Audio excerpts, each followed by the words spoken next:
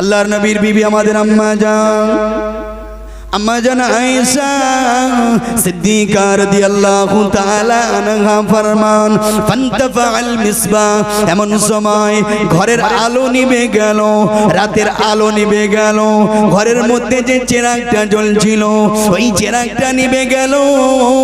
আমি আয়েশা চিন্তাগ্রস্ত হয়ে গেলাম, আমার হাতের থেকে ফাস্তাকাতাকাতিল বাবাল ইবরা, আমার হাত থেকে সুইটা পড়ে গেল, আমার হাত থেকে সুইটা মাটিতে পড়ে গেল। আমি চিন্তাগ্রস্ত হয়ে গেলাম, এই সময় যদি আল্লাহর নবী মসজিদে নববী থেকে নামাজ আদায় করে বাড়িতে ফিরে আসে, অন্ধকার রাত, নিশুতি রাত, অন্ধকার রাত, এই রাতেতে বিশ্ব নবী যদি আমি আয়েশা আমার ঘরেতে প্রবেশ করে, এই সুস্থা বিশ্ব নবীর পা মোবারকে ঢুকে যাবে, বিশ্ব নবী ব্যথিত হবেন, বিশ্ব নবী কষ্ট পাবেন, বিশ্ব নবী ব্যথিত হবেন, বিশ্ব নবী কষ্ট পাবেন। আল্লাহ পাক যদি আমাকে কিয়ামতের দিনে ময়দানে মাহশারে আমাকে যদি জিজ্ঞাসা করে, ও আমার বান্দি আয়েশা, তোমার রাতের বেলা বিশ্ব নবীর কুর্তা মোবারককে সেলাই করতে বলেছিল, তুমি যদি রাতের বেলা সেলাই করতে না বসতা তাহলে তো তোমার হাত থেকে সুস্থা পড়ে যেত না। আমার মুহাম্মদ, আমার বিশ্ব নবীর পা মোবারকে তো কখনোই ওই সুস্থা ফুটে যেত না। আমি আয়েশা রাদিয়াল্লাহু তাআলা আনহা চিন্তাগ্রস্ত হয়ে গেলাম, চিন্তামগ্ন হয়ে গেলাম। আল্লাহ যদি আমাকে প্রশ্ন করেন, ও বিবি আয়েশা, তোমার জন্য তো বিশ্ব নবীর কদম মোবারকে সুস্থা ফুটে গিয়েছে, এই চিন্তাগ্রস্ত হয়ে আমি ঘরের মধ্যে অন্ধকার ঘরে চুপটি মেরে বসে রয়েছি।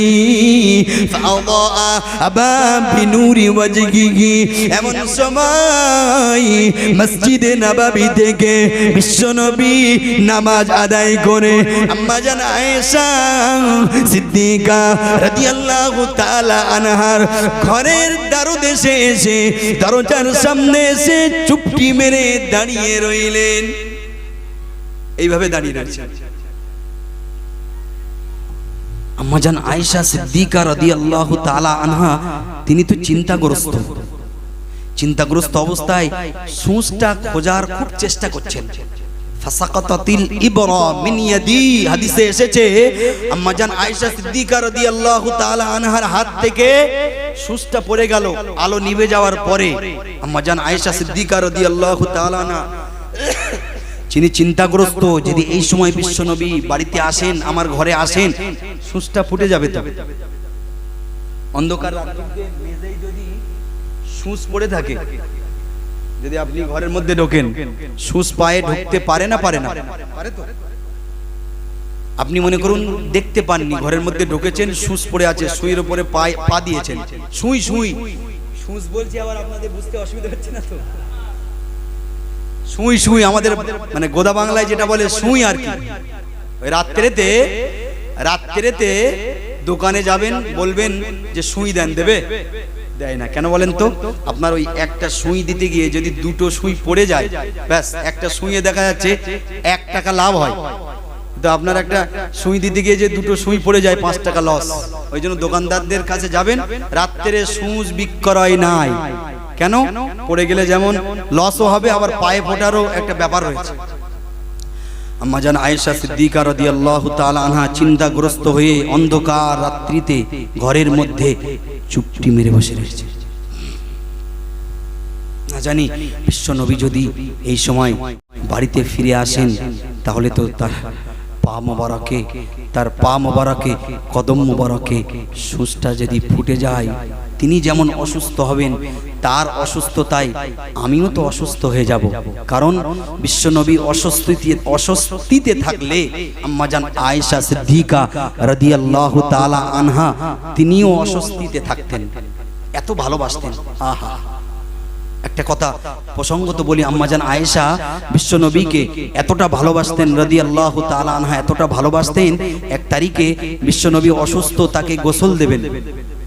আগের কথাটা আপন জায়গায় থাক, এই কথাটা একটু বলি, বিশ্ব নবীকে আম্মাজান কতটা ভালোবাসতেন এই কথাটা একটু শুনে রাখুন।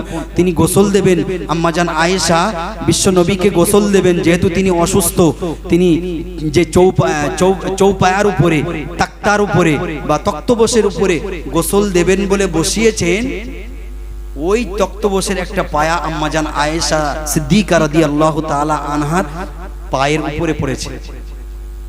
আম্মাজান আয়েশা সিদ্দিকা রাদিয়াল্লাহু তাআলা আনহা বিশ্ব নবীকে কলিজা দিয়ে ভালোবাসতেন।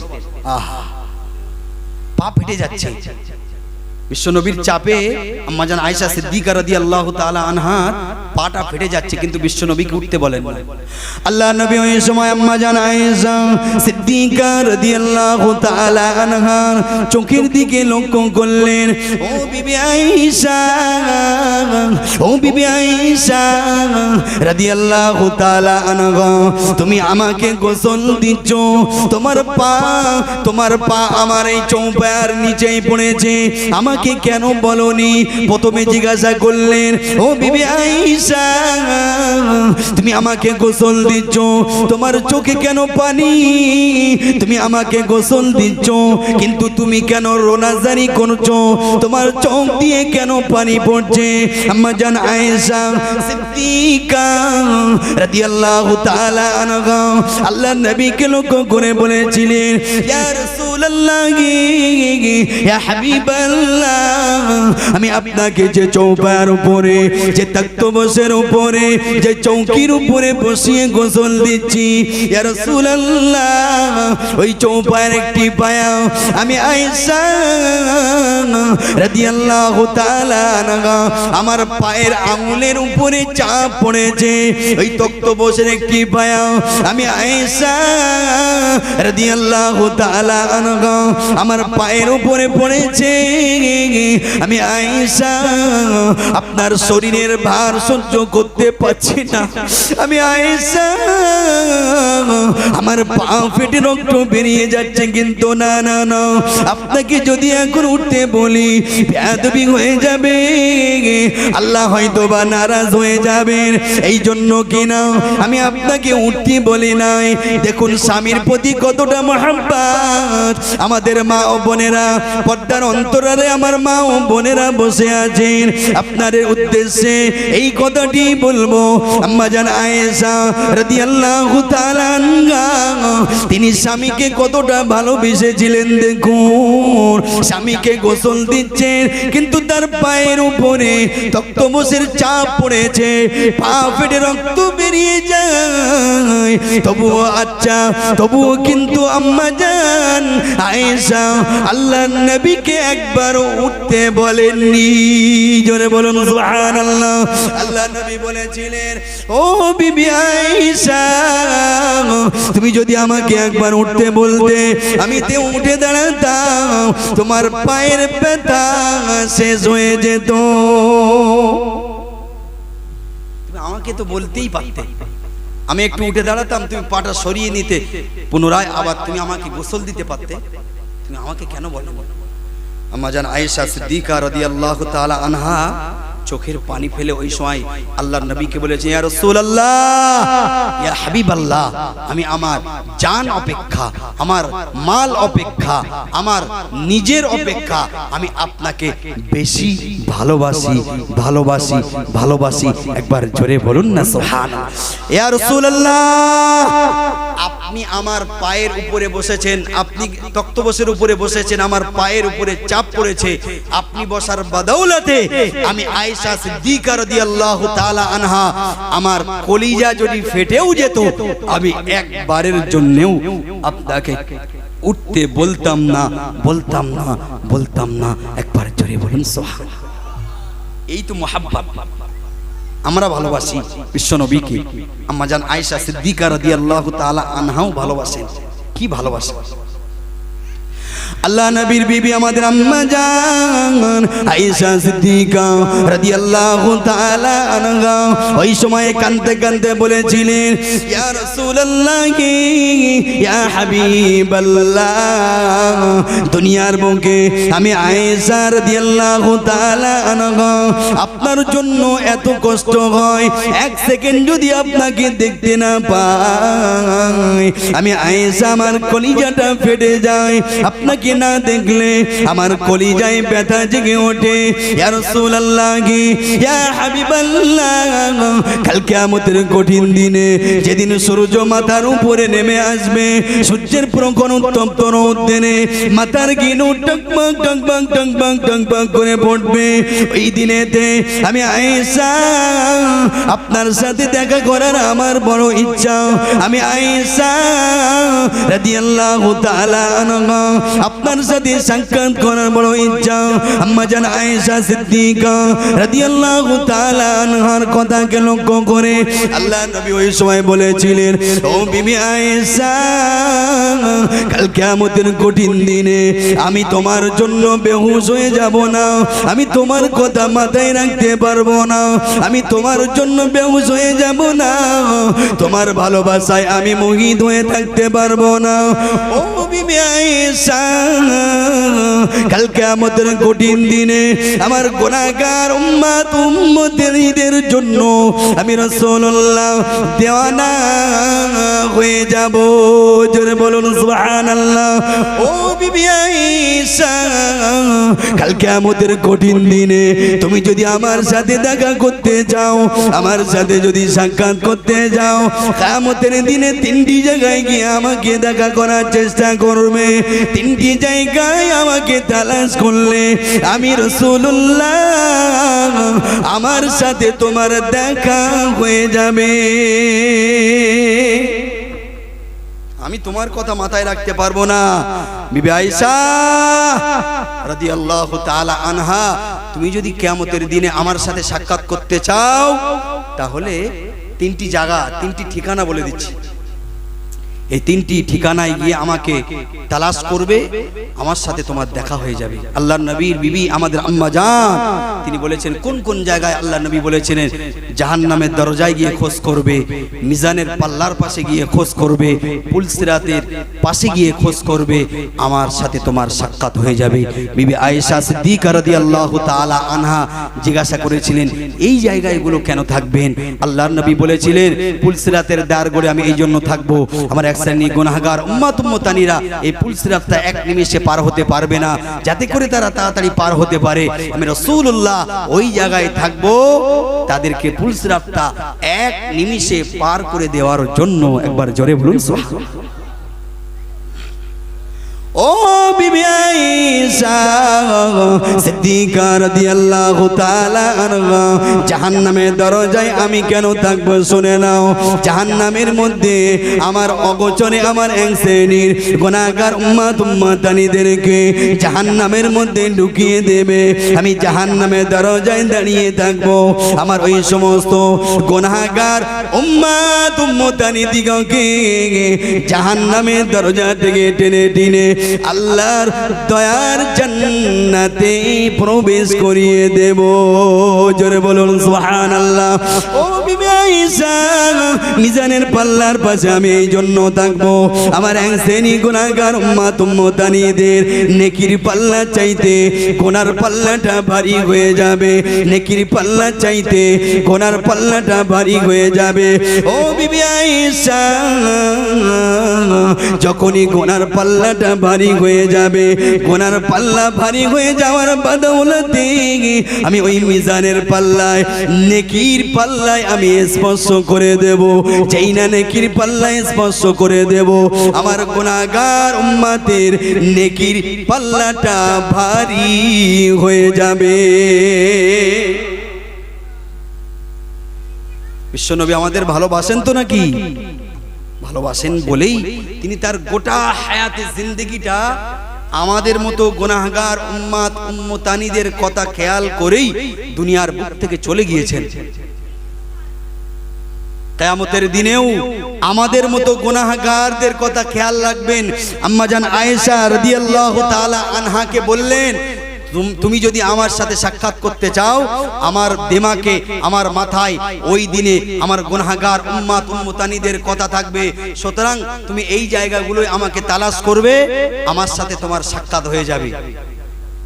আমি তোমার জন্য পাগল থাকবো না, আমি আমার গুনাহগার উম্মত উম্মতানিদের জন্য আমি রাসূলুল্লাহ ওই দিন দেওয়ানা হয়ে যাব, পাগল হয়ে যাব, মজনুন হয়ে যাব। একবার জোরে বলুন সুবহানাল্লাহ, আরেকটু জোরে বলুন না সুবহানাল্লাহ। ফিরে আসুন আগের হাদিসে। আম্মা জান আয়েশা সিদ্দিকা রাদিয়াল্লাহু তাআলা আনহা জামা সেলাই করছিলেন, মনে আছে তো? সুস পড়ে গিয়েছে, আলো নিভে গিয়েছে, সুসটাও ঠিক সেই সময় পড়ে গিয়েছে। ওয়াসাকাতাতিল ইবরা মিন ইয়াদি, হাদিসে এসেছে হাত থেকে যখন সুসটা পড়ে গেল, আম্মা জান আয়েশা সিদ্দিকা রাদিয়াল্লাহু তাআলা আনহা চিন্তাগ্রস্ত হয়ে গেলেন। অন্ধকার রাত, বিশ্বনবী যদি এখন মসজিদে নববী থেকে নামাজ আদায় করে বাড়িতে আসেন, তার পায়ে তো সুস ঢুকে যাবে। চিন্তাগ্রস্ত হয়ে এইভাবে বসে আছে। হঠাৎ করে হাদিসে এসেছে উনি দেখতে পেলেন দরজার কাছে যেন একটা আলো এসে দাঁড়ালো। একবার জোরে বলুন সুবহানাল্লাহ।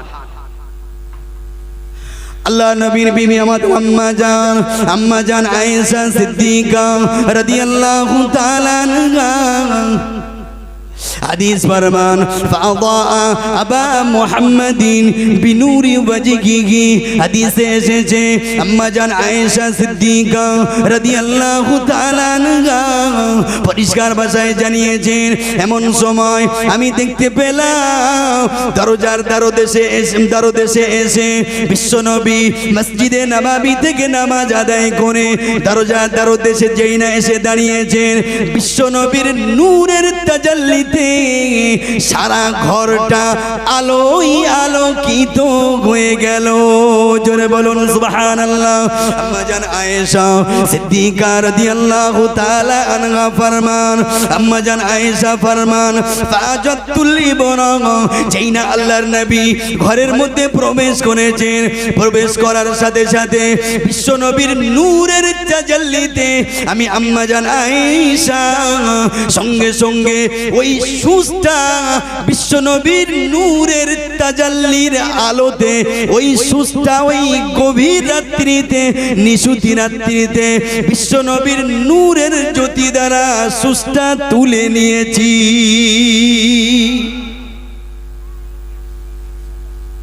সুস খোঁজার জন্য কোনো আলো লেগেছে? আমরা যদি ঘরে যাই, ঘর আলো হবে?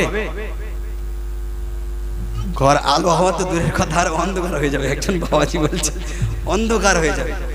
আসলে ব্যাপারটা তা নয়, ব্যাপারটা হলো এই জায়গায় যদি আমরা আমাদের আখলাক, তাহজিব, তামাদ্দুন, আমাদের সিরাতটাও বিশ্বনবীর সিরাতের মতো করে, আমাদের সিরাতটা যদি, আমাদের জীবন আদর্শটাকে যদি বিশ্বনবীর আদর্শের মতো করে যদি বানাতে পারতাম, নিশ্চিত আমরা হয়তো ঘরে গেলে আলো হতো না, কিন্তু পৃথিবীর মানুষ এক নামে আমাদেরকে চিনে ফেলতো।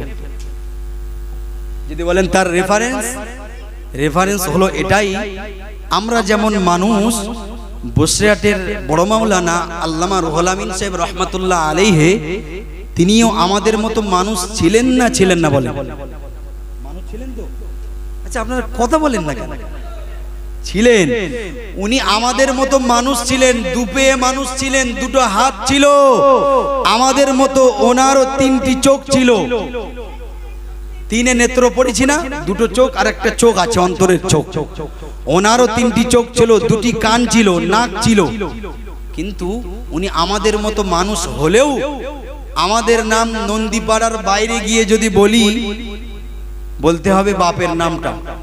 কিন্তু আমরা যদি বসিরহাট হুজুরের নামটা না বলে শুধু বলি বড় মাওলানা, আমাদের চিনতে অসুবিধা হবে না? আচ্ছা, দাদা হুজুর কেবলা রহমাতুল্লাহ আলাইহির নাম আবু বকর সিদ্দিকী রহমাতুল্লাহ আলাইহি, ওনার নাম না বলে যদি বলি, শুধু যদি বলি মুজাদ্দিদুজ জামান, আমাদের চিনতে কি অসুবিধা হবে?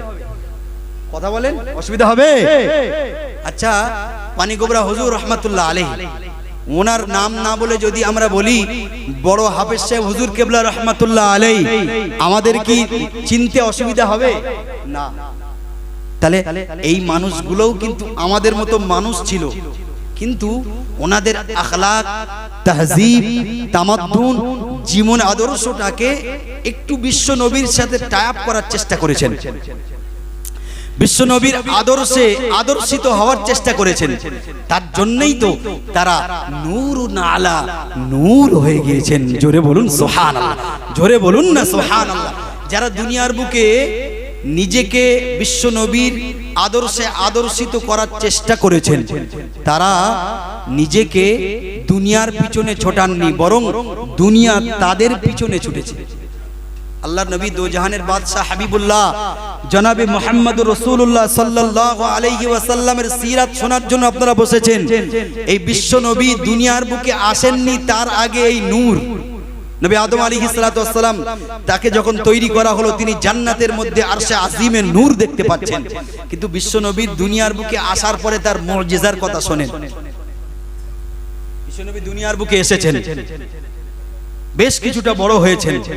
একদিন তার চাচা যান হযরত আব্দুল্লাহ ইবনে আব্বাস রাদিয়াল্লাহু তাআলা আনহু তার বাড়িতে এসেছেন। হে মুহাম্মদ সাল্লাল্লাহু আলাইহি ওয়াসাল্লাম, তোমার কাছে আমার একটা প্রশ্ন রয়েছে। বলেন কি চাচা যান?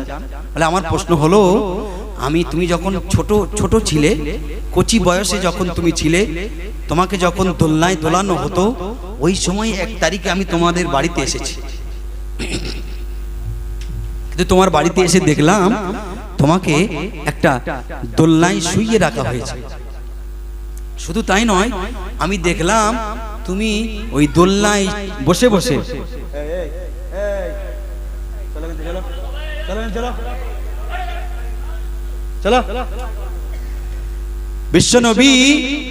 বিশ্বনবীকে তার চাচা যান বলছেন যে আমি দেখেছিলাম ছোট বয়সে তুমি দোলনায় শুয়েছিলে, কিন্তু ওই শোয়া অবস্থায় আমি একটা আশ্চর্যজনক জিনিস দেখলাম।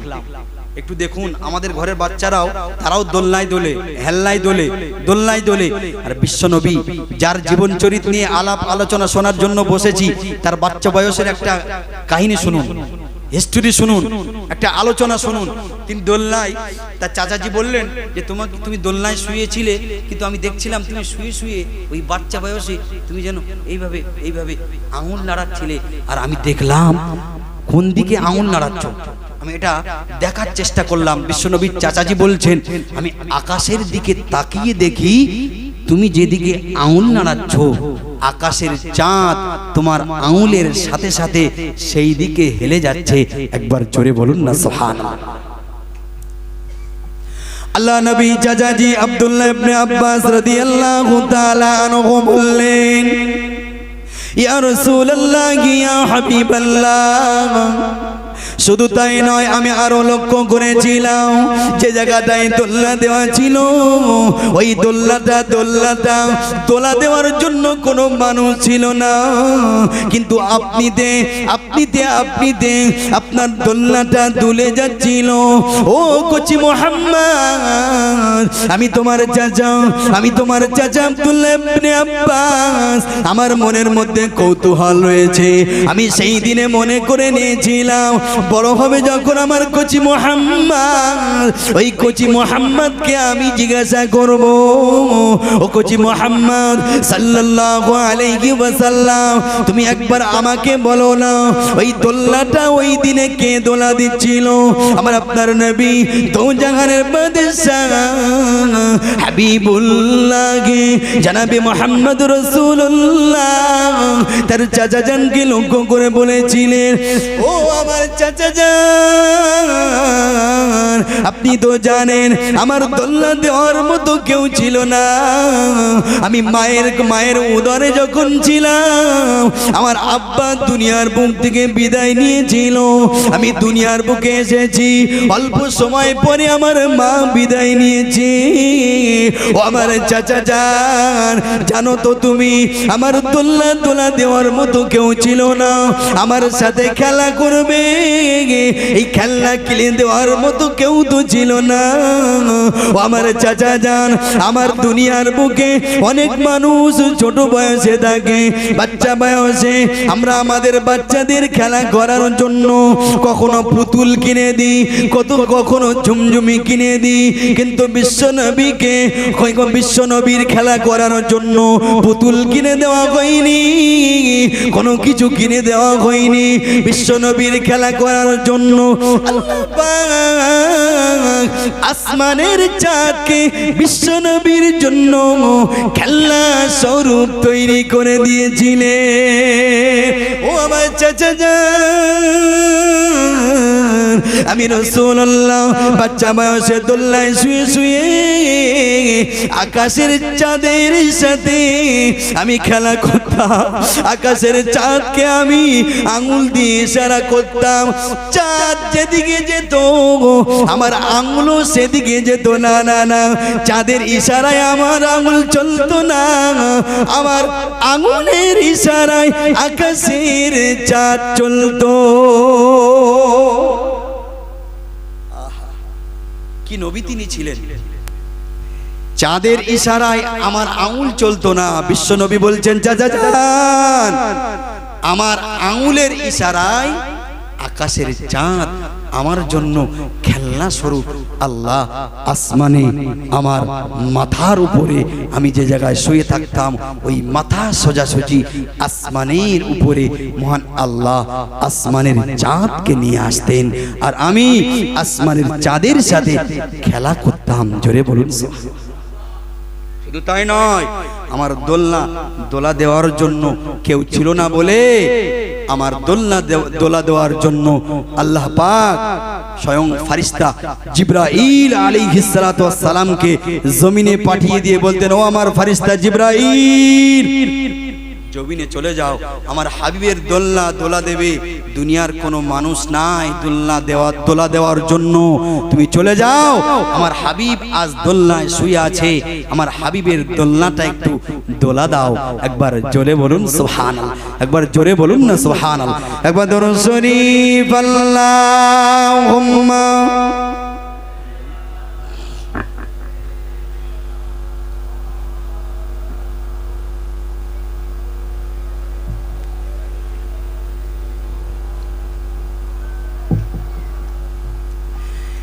এতগুলো মানুষ বসে জলসা শুনছেন, কিন্তু কিছু মনে করবেন, আমার দুঃখ লাগছে, অনেক মানুষ মানে খুব কষ্ট করে মনে করছেন আপনারা যেন বসে আছেন, এমন একটা লাগছে যেন রাত 1টার সময় আপনারা জলসা শুনছেন। এখন তো মাত্র 10টা বাজে,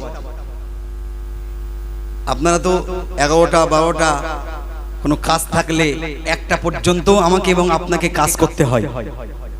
তো রাত 10টার সময় বিশ্ব নবীর শানে দরুদ পড়ছেন। হাদিসে এসেছে, মান সাল্লা আলাইয়া সালাতান সাল্লাল্লাহু আলাইহা বিহা আশারান, কোন ব্যক্তি যদি বিশ্ব নবীর প্রতি একবার দরুদ পাঠ করে, বিনিময়ে মহান আল্লাহ তার নামা আমলে 10টি নেকি লিপিবদ্ধ করেন। জোরে বলুন না সুবহানাল্লাহ। তো সেই বিশ্ব নবীর শানে একটু মহাব্বতের সাথে দরুদ শরীফ আল্লাহুম্মা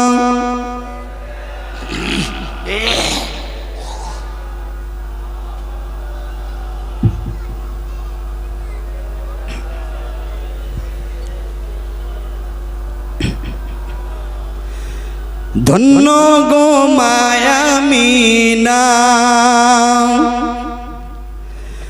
ধন্য গো মায়ামিনা, ও মা তুমি বিশ্ব নবীর মা, আর এমন ছেলে জন্ম দিলে ও মা যার জোড়া মিলে না। জোরে বলুন না সুবহানাল্লাহ। বিশ্ব নবীর জোড়া দ্বিতীয় আর কেউ আছে না। ধন্য গো মায়ামিনা, ধন্য গো মায়ামিনা, তুমি বিশ্ব নবীর মা, আর এমন ছেলে জন্ম দিলে ও মাজার জোড়া মিলে না মিশ্রণের সাথে নবী মিস চরণের সাথে নবী ওগো মিস চরণে যাই আর মেঘেরা এসে ছায়া করে আমার বিশ্ব নবীর গায় জোরে বলুন না সুবহানাল্লাহ আরেকটু জোরে বলুন না সুবহানাল্লাহ আহা বিশ্ব নবী মেষ চরণের সাথে তিনি মেষ চরাতে গিয়েছেন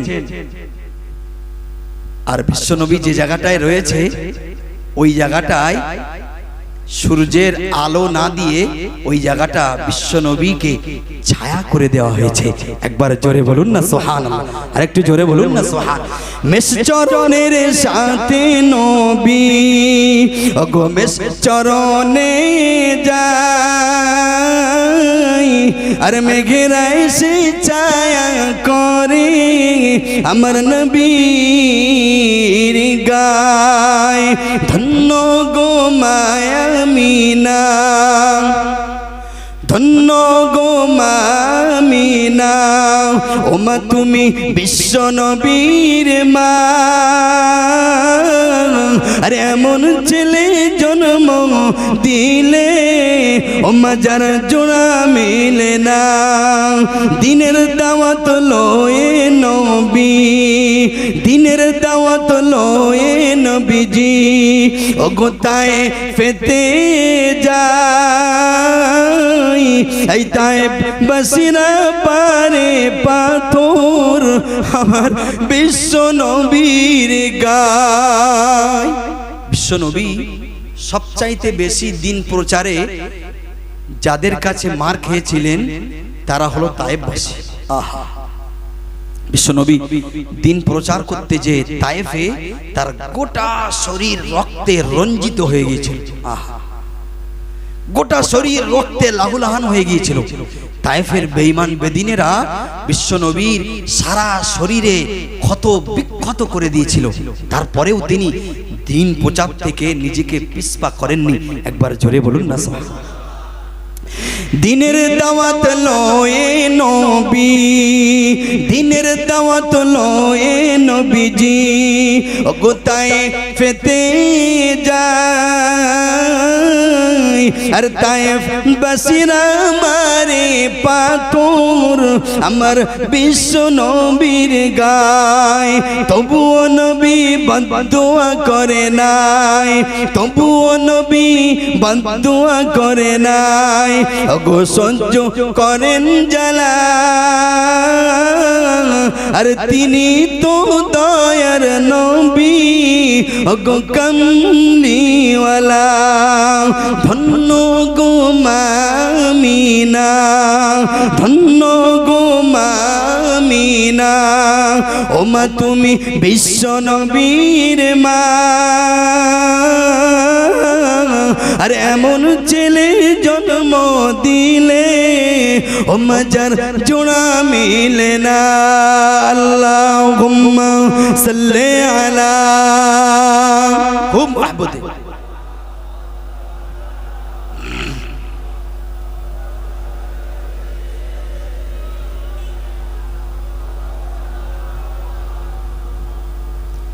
তাহলে বিশ্বনবীর যে কথাটা আমরা সর্বশেষ শুনলাম বিশ্বনবী বিবি আমাদের আম্মাজান আয়েশা সিদ্দিকা রাদিয়াল্লাহু তাআলা আনহা জামা সেলাই করছেন আলো নিভে গেল সূচ পড়ে গেল বিশ্বনবী আসলেন বিশ্বনবীর দেহের নূরানি চেহারার নূরের তাজাল্লিতে আম্মাজান আয়েশা সিদ্দিকা রাদিয়াল্লাহু তাআলা আনহা ওই নূরের জ্যোতিতেই তিনি পেয়ে গেলেন কি তার হারিয়ে যাওয়া সূচটা আম্মাজান আয়েশা সিদ্দিকা রাদিয়াল্লাহু তাআলা আনহা ছিলেন বিশ্বনবী বিবি আমাদের আম্মাজান উম্মাহাতুল মুমিনিন আয়েশা সিদ্দিকা রাদিয়াল্লাহু তাআলা আনহা তিনি ছিলেন সারা জগতের যত নর এবং নারী আছে নর এবং নারীদের মা তিনি বিশ্বনবীর বিবিরা হলেন আমাদের মা আর বিশ্বনবী এমন একজন ব্যক্তিত্ব ওনার মায়ের মর্যাদা আম্মাজান আমিনা রাদিয়াল্লাহু তাআলা আনহার মর্যাদা আকাশচুম্বী। আমাদের মা যেমন বিশ্বনবীর বিবি, বিশ্বনবীর আম্মা ছিলেন আম্মাজান আমিনা রাদিয়াল্লাহু তাআলা আনহা।